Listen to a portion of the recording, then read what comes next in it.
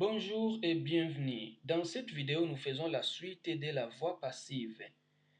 Aujourd'hui, nous allons voir la voix passive au futur.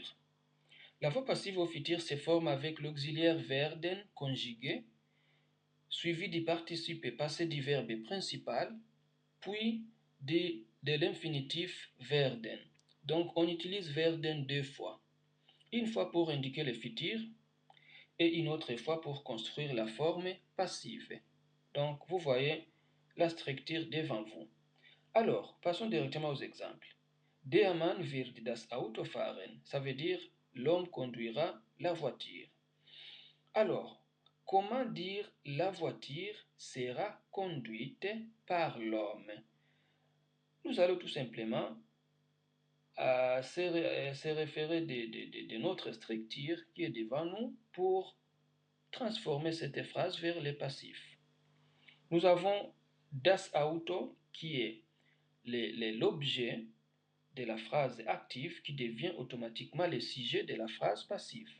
Das Auto, et puis nous avons le premier werden qui sera conjugué, das Auto wird, et puis nous avons le participe 2 du verbe principal, fahren, ça devient gefahren, et puis nous avons le werden qui reste non conjugué.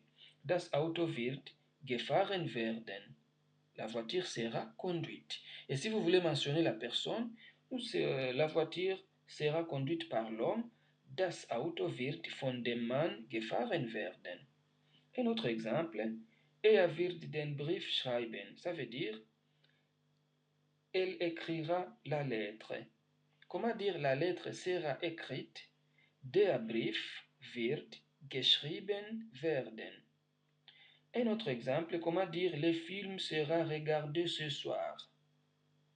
Ça veut dire le film, littéralement, le film sera ce soir regardé. Der Film sera wird ce soir heute Abend regardé, geschaut, et puis on termine par werden à l'infinitif. Der Film wird heute Abend geschaut werden. Le film sera regardé ce soir. C'est comme ça qu'on forme la voix passive au futur.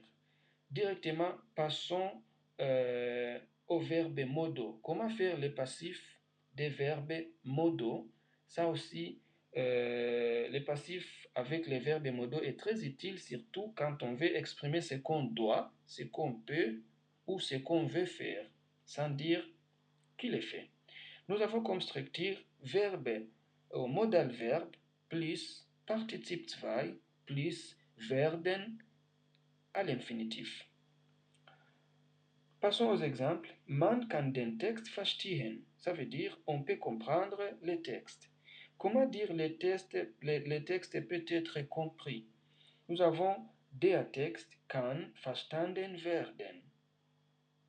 Et si la phrase est au passé ou bien à l'imparfait, man konnte den Text verstehen, on pouvait comprendre le texte, c'est-à-dire le texte pouvait être compris. Der Text konnte verstanden werden. Un autre exemple, die Polizei soll den Mann verhaften. La police doit arrêter l'homme. Comment dire l'homme doit être arrêté? Der Mann soll verhaftet werden. L'homme doit être arrêté.